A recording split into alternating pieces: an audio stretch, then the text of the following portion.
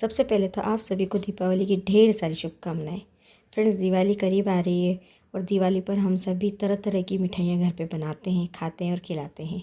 क्योंकि बाज़ार की मिठाइयाँ मिलावटी होती है तो हम सोचते हैं घर पर ही बनाएं, लेकिन दीपावली पर मिठाई बनाने के अलावा भी बहुत सारे काम होते हैं। इसलिए हम ऐसा सोचते हैं कि कुछ ऐसी मिठाई बनाएं जो जल्दी बन जाए, आसानी से बने, घर पर रखी चीज़ों से हम इसे बनाएं और साथ ही यदि हम मिठाई बनाए ना तो पहली बार में ही परफेक्ट मिठाई हमारी बने। तो चलिए आज मैं आपके लिए एक ऐसी मिठाई लेकर आई हूँ जो हमारी दादी नानी के ज़माने से चली आ रही है, सभी को बहुत अच्छी लगती है, बनाना बहुत ही आसान है और पहली बार में ही गारंटी है कि आप बहुत अच्छे से इसे बना पाएंगे। तो आज मैं आपके लिए लेकर आई हूँ खोपरा पाक वाली बर्फ़। सबको बहुत पसंद आती है और बहुत ही जल्दी बन जाती है। तो चलिए इस मिठाई को हम बनाना स्टार्ट करते हैं। तो खोपरा पाक बनाने के लिए सबसे पहले हमने क्या करा है, एक पैन लिया है और उसे गैस पर रख दिया है। उसके बाद 1 चम्मच मैंने यहाँ पर देसी घी लिया है। गैस की फ्लेम को मैंने लो रखा है। इस घी को हम पहले पिघला लेंगे।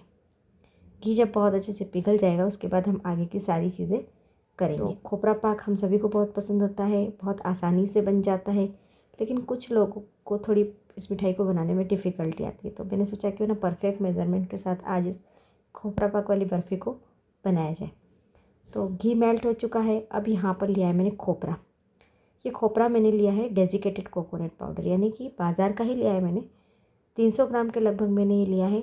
अगर आप घर वाला लेते हैं तो आप क्या कीजिए कि जो ड्राई खोपरा होता है, गोला होता है, उसके ऊपर का जो ब्लैक वाला पार्ट होता है उसे आप छील लीजिए और उसके बाद किसनी से ग्राइंड कर लीजिए। जैसा आप चाहते हैं, यदि बाज़ार का यूज़ करना चाहते हैं तो वो भी ले सकते हैं। तो घी के अंदर इस खोपरे के पूरे को मैंने डाल दिया है और लगभग आधा मिनट हम इसे रोस्ट कर लेंगे। ज़्यादा हमें रोस्ट नहीं करना है क्योंकि ये बहुत ही बारीक होता है और यदि आप ज़्यादा देर करेंगे तो जल जाएगा और जब ये जल जाएगा तो इसका टेस्ट अच्छा नहीं आएगा। तो आधा मिनट लो फ्लेम पर हम इसे इस तरीके से भून लेंगे। ये प्रोसेस हम इसलिए कर रहे हैं ताकि जब हम खोपरे वाली बर्फ़ी खाएं ना तो थोड़ा सा कच्चा सा टेस्ट ना आए, यानी कि पका हुआ लगे। तो देखिए हल्का सा कलर चेंज हो गया है, गोल्डन हो गया है।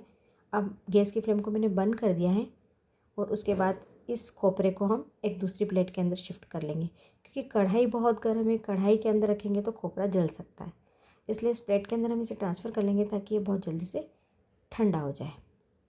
तो यहाँ पर हम आधा किलो खोपरा पाक वाली बर्फ़ी बनाने वाले हैं, तो उसी के अकॉर्डिंग मैं सारी चीज़ें लूँगी।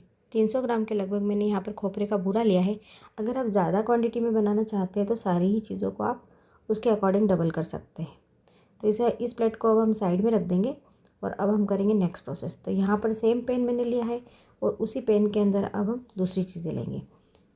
तो अभी मैंने गैस की फ्लेम को ऑन नहीं किया है। यहाँ पर देखिए 1 गिलास भर कर मैंने दूध लिया है, बिल्कुल नॉर्मली जो घर में यूज़ करते हैं वही वाला दूध लिया है मैंने। और देखिए इस कटोरी के नाप से यदि हम देखेंगे ना तो लगभग 1.25 कटोरी के लगभग ये दूध है। ये दूध बिल्कुल नॉर्मल टेम्परेचर वाला है, यानी गर्म नहीं है, एकदम नॉर्मल है, ना ठंडा है ना गर्म है। उसके बाद वही कटोरी जिससे मैंने दूध लिया था उसी कटोरी से मैंने 3/4 के लगभग शक्कर ली है। यदि हम नाप से देखें ना, ये कटोरी 100 ग्राम की है तो एक कटोरी से थोड़ी सी कम मैंने शक्कर ली। शक्कर की क्वांटिटी आप अपने टेस्ट के अकॉर्डिंग कम ज़्यादा कर सकते हैं। यदि आप मीठा पसंद करते हैं तो शक्कर की क्वांटिटी को आप बढ़ा सकते हैं, नहीं करते हैं तो कम कर सकते हैं। तो देखिए इस दूध के अंदर इस शक्कर को हम इस तरीके से मिक्स कर लेंगे और अब हम क्या करेंगे, गैस पर इस कढ़ाई को हम रख देंगे। आप चाहे तो डायरेक्टली इस दूध की जो कढ़ाई है उसे गैस पर रखकर शक्कर भी मिक्स कर सकते हैं। उसके बाद हम इसे बहुत अच्छे तरीके से ऐसे हिलाते हुए मिक्स करेंगे। जैसे जैसे कढ़ाई यानी कि दूध गर्म होता जाएगा ना, वैसे वैसे शक्कर इसके अंदर मेल्ट होती जाएगी और इसका जो टेक्स्चर है ना बिल्कुल शहद जैसा हो जाएगा। ये देखिए आप गैस की फ्लेम को आप लो ही रखिए, तेज़ आंच पर आप इसे मत पकाइए। तेज़ आंच पर हम जो भी चीज़ बनाते हैं ना तो एक तो वो इतना टेस्ट नहीं आता है और साथ ही जो भी चीज़ बनाते हैं उसकी न्यूट्रिशन वैल्यू कम हो जाती है, यानी चीज़ें जो न्यूट्रिएंट होते हैं ना उसके अंदर वो ख़त्म हो जाते हैं। तो कोशिश कीजिए कि लो फ्लेम पर आप चीज़ों को बनाइए। तो देखिए शक्कर बहुत अच्छे से घुल चुकी है इसके अंदर और अब हम क्या करेंगे, इसके अंदर दूसरी चीज़ें मिलाएंगे। बहुत ही आसान तरीके से केवल 10 मिनट में आप इस खोपरा पाक वाली बर्फ़ी को बना पाएंगे। कोई झंझट नहीं, किसी तरह की कोई चाशनी नहीं बनानी है, किसी भी तरह का कोई टेंशन नहीं। आराम से आप बनाइए, पहली बार में ही आपकी ये मिठाई बहुत अच्छी बनेगी और ऐसी बनेगी ना कि आप जब किसी को भी खिलाएंगे ना तो कोई विश्वास नहीं करेगा कि आपने घर पर बनाई। बिल्कुल मार्केट वाली ये मिठाई हमारी बनने वाली है। बहुत अच्छे से बॉईल आ चुका है और शक्कर बहुत अच्छे से इसके अंदर घुल चुकी है। तो चलिए अब करते हैं हम नेक्स्ट प्रोसेस।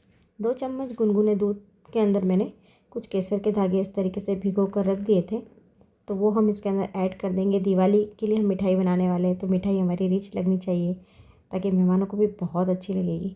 अगर आप केसर के दाने ऐड नहीं करना चाहते तो इस प्रोसेस को आप स्किप कर सकते हैं।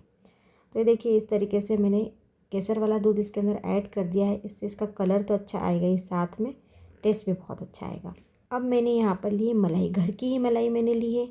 ये देखिए जिसे दूध गर्म करते हैं और ऊपर जो मलाई आ जाती है ना, वही ये मलाई ली है मैंने। 3 चम्मच भरकर मैंने ये मलाई इसके अंदर मिक्स कर दी है। यदि आप बाज़ार वाली मलाई मिक्स करना चाहते हैं तो वो भी ऐड कर सकते हैं, चाहे तो आप इसके अंदर मावा भी ऐड कर सकते हैं। मैंने स्टार्टिंग में ही कहा कि मैं घर पे ही रखी चीज़ों से इस मिठाई को बनाने वाली हूँ, इसलिए मैंने सारी चीज़ें घर की ही ली।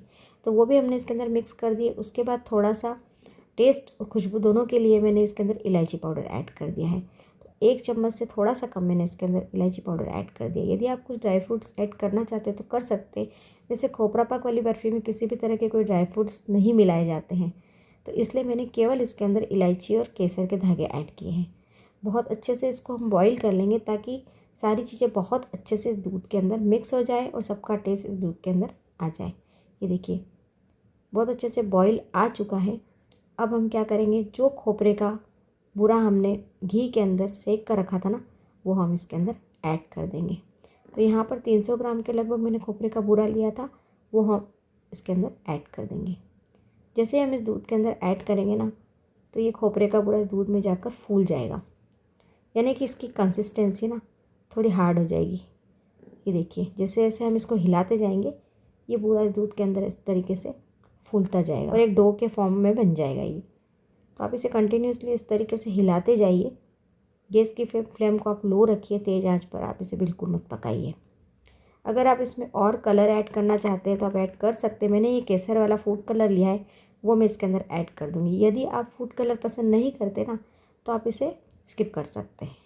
लेकिन थोड़ा सा यदि कलर आप इसमें ऐड करेंगे तो मिठाई बहुत ही अट्रैक्टिव दिखेगी, बहुत ही अच्छी लगेगी। तो ये देखिए कलर बहुत अच्छा आया है, बहुत ही मज़ेदार, बिल्कुल मार्केट वाला कलर आया है इसके अंदर, है ना। तो ये देखिए जैसे जैसे ये गर्म होता जाएगा वैसे वैसे ये थिक होता जाएगा। 5 मिनट के अंदर ये देखिए इतना थिक हो गया है और खोपरा बहुत ज़्यादा फूल चुका है, ये देखिए, है ना। अब हमारी ये खोपरा पाक वाली बर्फ़ी बिल्कुल बनने के लिए रेडी हो चुकी है। अब यहाँ पर हम गैस की फ्लेम को कर देंगे बंद। एक बार हम चेक कर लेंगे। तो इस तरीके से थोड़ा सा आप लीजिए मिश्रण और हाथ से इसे गोली बनाकर आप चेक कर सकते हैं। ये देखिए बहुत ही आसानी से इसकी गोली बन रही, यानी कि हमारा ये मिक्सचर बिल्कुल रेडी हो चुका है बर्फ़ी बनने के लिए। तो चलिए अब हम इसे बर्फ़ी वाली ट्रे में सेट कर देते हैं। ये लगभग 500 ग्राम के लगभग हमारी बर्फ़ी रेडी हो जाएगी इतने सारे मिश्रण से। तो चलिए अब हम इसे सेट कर लेते हैं।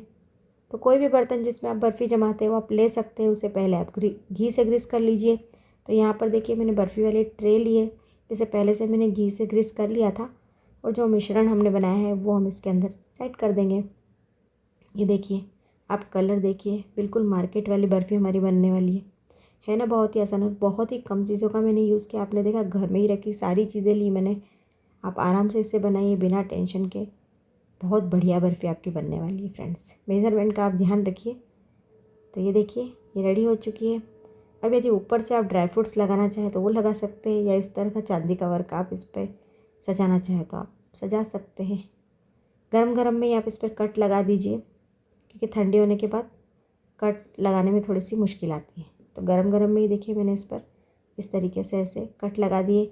आपको जो शेप देना है बर्फ़ी का वो आप दे सकते हैं, चाहे तो चौकोर चाहे तो डायमंड। मैंने इस तरीके से चौकोर पीस में कट कर लिया है और अब हम इसे ठंडा होने के लिए छोड़ देंगे। ठंडा हो चुका है हमारा खोपरा पाक और देखिए अब हम निकालते हैं इसके पीसेस। बहुत ही आसानी से इसके पीसेस निकल रहे हैं। बहुत ही मज़ेदार हमारी ये बर्फ़ी बनी है, आप देख सकते हैं। ये देखिए लग रही है ना बिल्कुल बाज़ार वाली बर्फ़ी।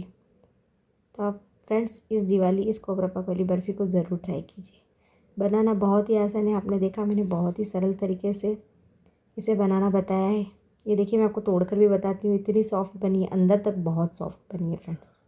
तो इस बार बाज़ार से मिठाई मत लाइए, इस बार घर पर ही बनाइए मेरे इस तरीके से। सबको बहुत पसंद आएगी फ्रेंड्स।